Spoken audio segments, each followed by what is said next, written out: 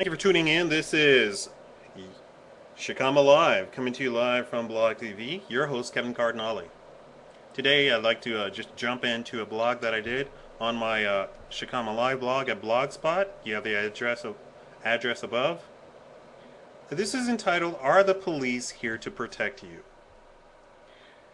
It is a strange notion, but it has been building for some 40 years now.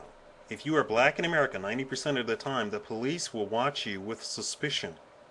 I will admit I'm not white, so I can't go into those numbers about how they watch white people. Categorically, the police are not here to protect African Americans, U.S. citizens. Categorically, the police are here to incarcerate, harass, fine, watch, and apply any and all obscure laws that they see fit to subdue African Americans.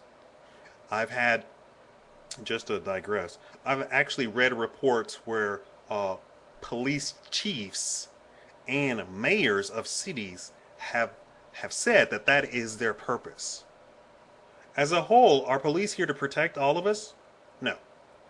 The police are here to chaperone and guard the citizens. The entire population is thrown into one pool, and that is them.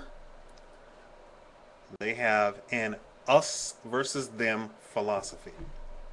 This entire notion stems from the collectivism viewpoint. Collectivism. Look it up if you don't understand it. The very people that wanted police protection went overboard and are not being just and are now being just as watched and harassed as the rest of us. What is collectivism? Collectivism is worse than communism, fascism, Nazism, socialism, and all of those stem from collectivism. So if somebody throws a word at you like fascism, don't even blink an eye, because we have collectivism in this country, which is worse than fascism or communism. The underlying factor to all of them is collectivism. The theory is that the group is more important than the individual. The individual, if necessary, must be sacrificed for the greater good of the group. Even the notion of a democracy is based on the concept of majority rule. We in America are taught that our country is a democracy. The fact is, the founding fathers, to a man, did not want our country to be based on a democracy. A bad example would be a lynch mob voting to lynch the minority or the elderly. The founding fathers knew that this and wanted us to be a republic, a constitutional republic. The Constitution would be to limit the majority, i.e. the government. Analyze the individualists against the collectivists. The Founding Fathers believes in the rights of the individual. You can readily see this in all of their ratified amendments to the Constitution. The individualist doesn't sacrifice the individual for the greater good. The collectivist does. Let's step out of the definition and see how it's implemented. On the surface, the collectivists might believe that they are right and nice and want for the safety of citizens. However, the individualist does as well. The collectivist thinks that it's their obligation to force people to do things which protects themselves. How? By passing laws that has penalties if you do not do these things. The individualist is the exact opposite. The individualist wouldn't pass a law which would penalize someone for not doing something to protect themselves. They may post a sign. The collectivist ideology is now indoctrinated in our schools. As a child, you are taught to believe that citizens should want to have laws that force them to do things for their own good. How does that apply to the police? Most of the laws on the books today are collectivist laws. Buckle your seatbelt. Wear a helmet. It is a collectivist notion that driving is a privilege. I can imagine jaws dropping at that notion, that driving is a privilege. Step back for a second and consider this. The Founding Fathers would never have thought the state or government could tell an individual he could not drive a vehicle that he purchased with his own money. It is a collectivist notion that we need police to watch over us, which is exactly what the police have become. Instead of police being masterminds of figuring out, watching, and apprehending evil individuals and removing them from society, we have police enforcing collectivist laws and applying them to all citizens. The government tells you to send your child to school and taxes you for the privilege. In fact, they tax you for people that don't pay taxes for school. Imagine 100 years ago, they didn't have government-run schools. No taxes, no administration, no bureaucrats, no school boards.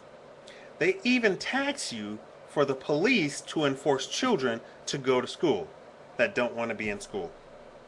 When you think of the police, you honestly think of them as babysitters? Do you think that that is supposed to be in their job's definition? Do you like being taxed for that? The argument against me is, but what if somebody wrecks their car into mine?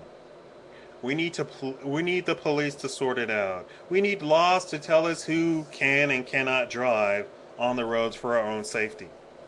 That is a pure collectivist brainwashing going on right there. Imagine if this were 1812. You are on your farm and you send your eldest boy to town to buy corn feed for the cattle. Someone barrels down the road and sideswipes the wagon and maims the horse. Who would take care of that? You would, of course. You would tell your neighbor to buy you new wheels for the carriage and buy you a new horse because you have to shoot the lame horse. The wagon store supplies the wheels and the horse ranch supplies the new horse. Your neighbor isn't thrown in jail, his farm doesn't go to waste, and life continues. Why did I put this example so far back in time? Because I think people can see how ridiculous collectivist laws are with such a glaring example. For those hardliners that say the neighbor still should go to jail, imagine that neighbor is the slaughterhouse. You'd have to travel a day if you had a wagon, but you don't because you put the neighbor in jail, not asking for the money, just to get go to the nearest slaughterhouse. But because of the distance and time, all your meat is ruined by the time you get back. So not only is your neighbor ruined, but so are you, and so is the town you provided meat for. Do you think those are too dramatic? Is that a too dramatic example? Imagine fast forwarding to now. You throw a man in jail who was going to work and wrecked into you.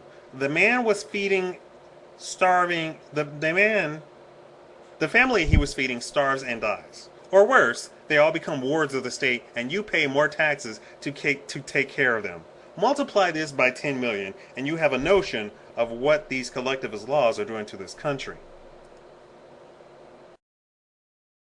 Another argument is people shouldn't do drugs or should go to jail for it. We need police to protect us from drugs and drug dealers. No, we do not. If you can imagine, I went to school and children did drugs and talked about drugs, and I never once in my life did drugs. I don't even drink alcohol. I don't even smoke cigarettes. So obviously the enforcement doesn't work, and we don't need the enforcement to begin with. If people want to do drugs, that's their business. Who are you to tell them that they shouldn't? Even a parent has no more say over their children's habit, especially these days. If you can't force your own child not to wear that old blue sweater he loves, what makes you think that you have the right to tell someone else's child not to do drugs and force them not to? Government and police are made for one thing, and that's what they should be sticking to. The one thing is protecting us from foreign countries and negotiating with foreign countries.